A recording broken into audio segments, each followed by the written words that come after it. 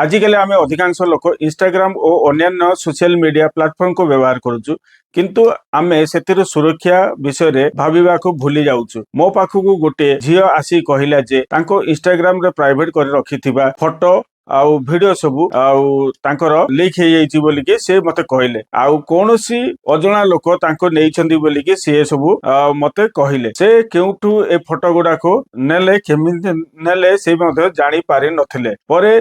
check कला परे से प्रमाण मिलिला जे से सब फोटो इंस्टाग्राम अकाउंट रो ही तांको निया जाईची कारण से गोटे तांकर सांग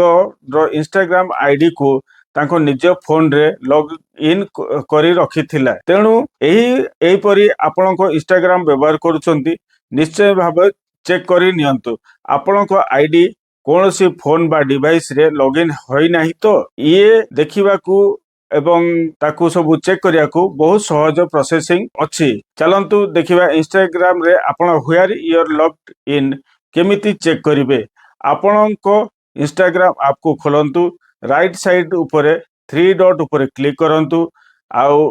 क्लिक करि सल्ला परे सेटर आपणको अकाउंट सेंटर विकल्प आसीबो सेटर ताकू क्लिक करंतु एबे पासवर्ड एंड सिक्योरिटी ऊपर क्लिक करंतु तळे where you are logged in विषय रे आपण देखि परिवे ताको खोलंतु सेटार रे आपणकर इंस्टा अकाउंट केउ जगह रे डिवाइस रे लॉगिन हेइची ताकू आपण संपूर्ण तालिका देखि परिवे समस्त तालिका देखा जीवो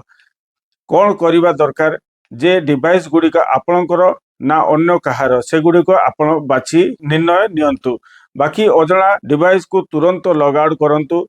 एहीपरि कले आपणको इंस्टाग्राम अकाउंट रु सुरक्षित रहिबो आपणको फोटो एवं पर्सनल डाटा डिटेल्स अन्य मानकु आउ पाई परिबे नाही कि आपण मानको कोनोसी